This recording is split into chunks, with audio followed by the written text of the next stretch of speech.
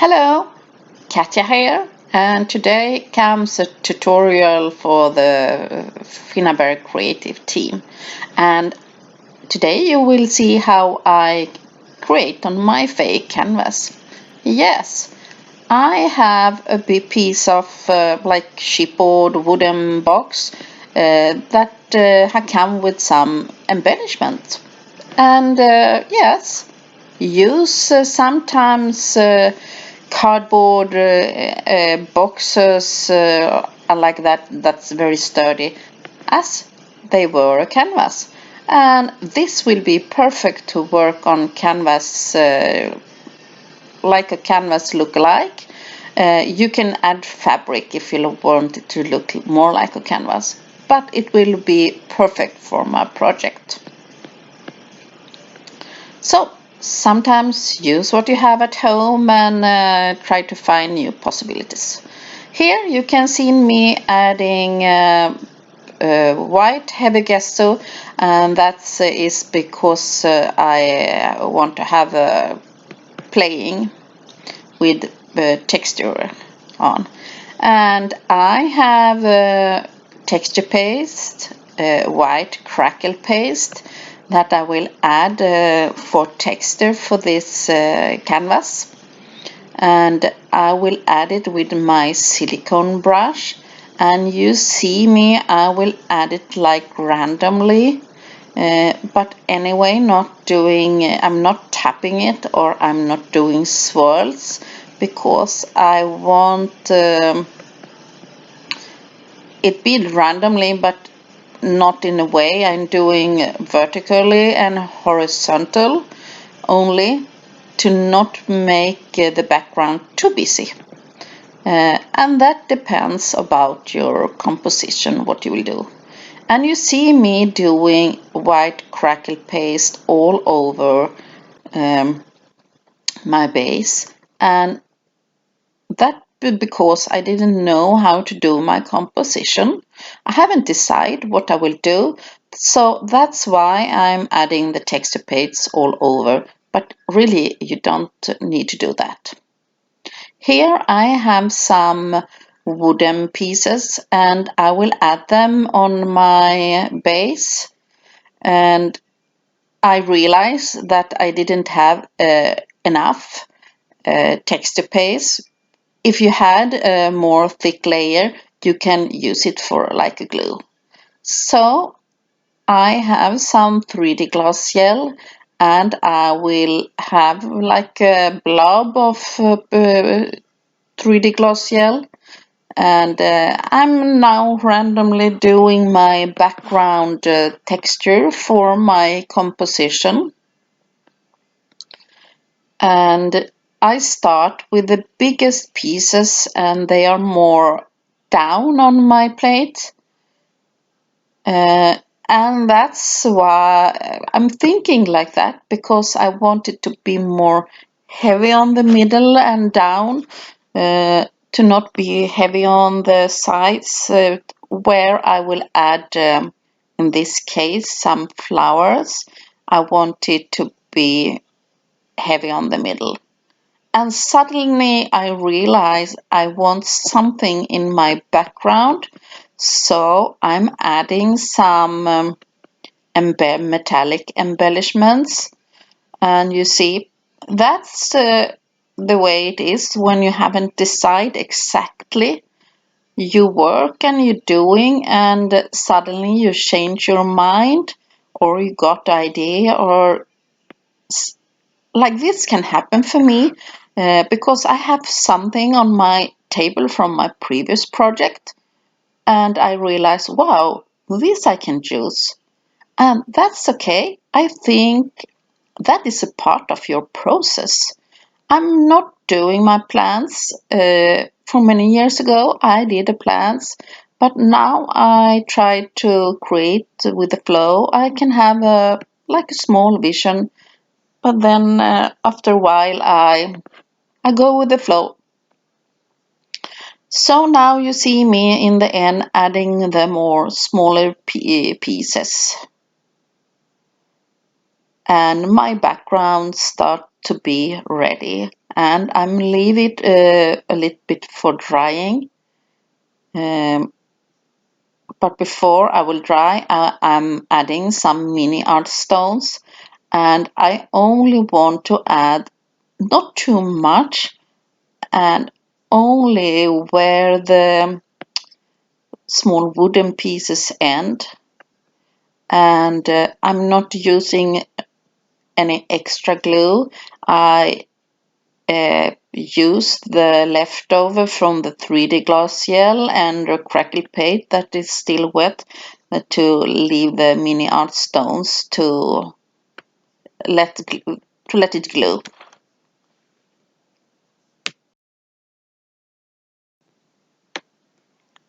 Okay, it's time to the texture paste, white sand.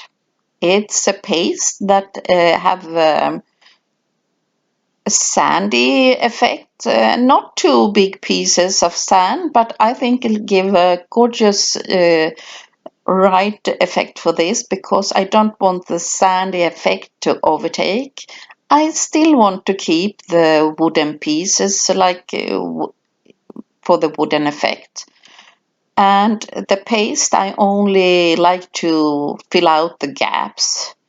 And my canvas is not really dry in this stage. I still have some places for the crackle paste to dry up.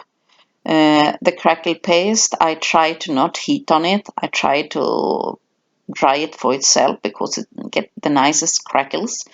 And more thick layer of crackle paste you leave, more the bigger cracks you have. And now it's time for the black gesso, because my cluster will be black. Be sure that the crackle paste is dry, because if it's not, it will be like a blurry, and it doesn't give the perfect effect. If the 3D Gloss gel is not dried up, it's not the same problem. Your embellishment of things can move, but always the paste must be dry before you take the next step.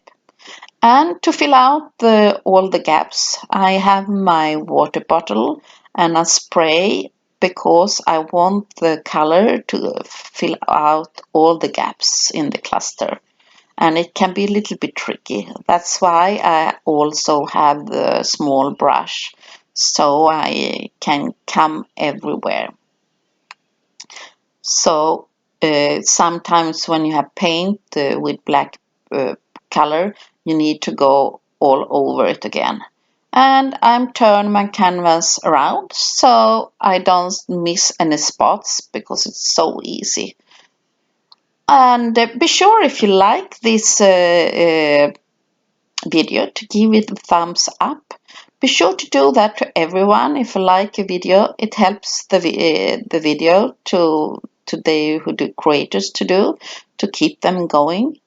So be sure to like and subscribe if you like something, and even better, if you like a video, share it. Yes, share it on your own Facebook page or Instagram or something like that. Yeah, it's very nice if you share it, so more can watch it. Now my black heavy gesso is dried. Now I'm adding liquid acrylic black ink. Oh my God, why she paint it one more time, you think? And that is because the liquid acrylic paint, when it's dried, it's a little bit more glossy. And if you have really much black ink, because you see me take it from the bottle, it gives almost like a watery effect, and it looks like it's not dry.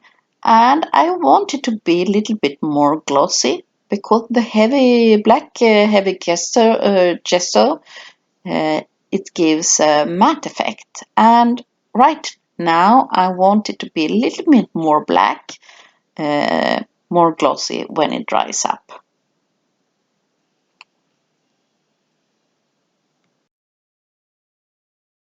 I'm wiping off some of the black paint that's outside, and while the paint is not dry, I sprinkle some micro beads all over. Not too much. I only want to have a discreet effect here. So I'm drying it, and the paint go really quickly to dry up. Now I want to keep the white places on my board still white, so be sure that the paint are dry before you do this step, otherwise it will be like a grayish color.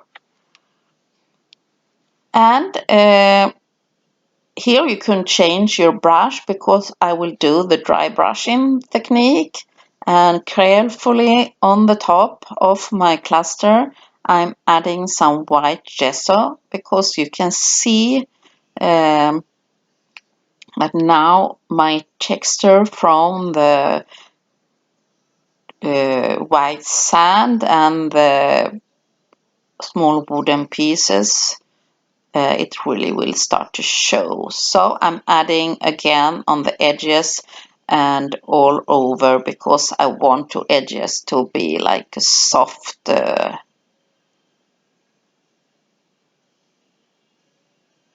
roundness around it.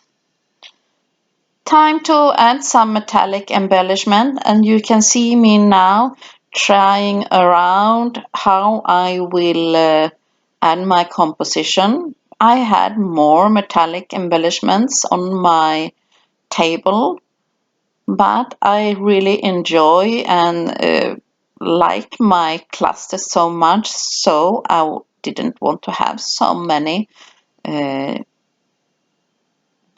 too much items on my cluster. The inspiration for this canvas, it was my own favorite colors. You can combination. I like black and white, and I like in combination to have metallics. Like that, I have handbags. Usually have my nails in black and golden metallics or something like that. And even also in home decor, I have a lot of black and white with some metallics. So that's my own favorite color combination, what I have from my own inspiration here. And this is really a piece of art or canvas that I can have at home, because it matches in my living room, for example. Okay, you can see me and that I have done some of my composition glued with 3D Gloss gel, and I have this butterfly, and I didn't think it matches because it was a little bit teal inside, so I was painting it. And you see me trying here again. I'm thinking to have some ribbon, but you notice that I didn't really like it. It's too heavy, to take too much. So that's sometimes you have an idea from the beginning, but you change your mind. And I think that's a part of the process. You're trying out and not deciding too much how you will do it from the beginning.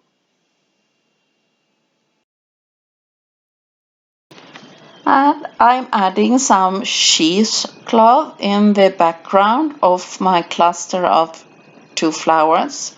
I had more flowers on my table, but I'm deciding to only add 2 and 1 butterfly and only some metallics, because I really felt in love with the background.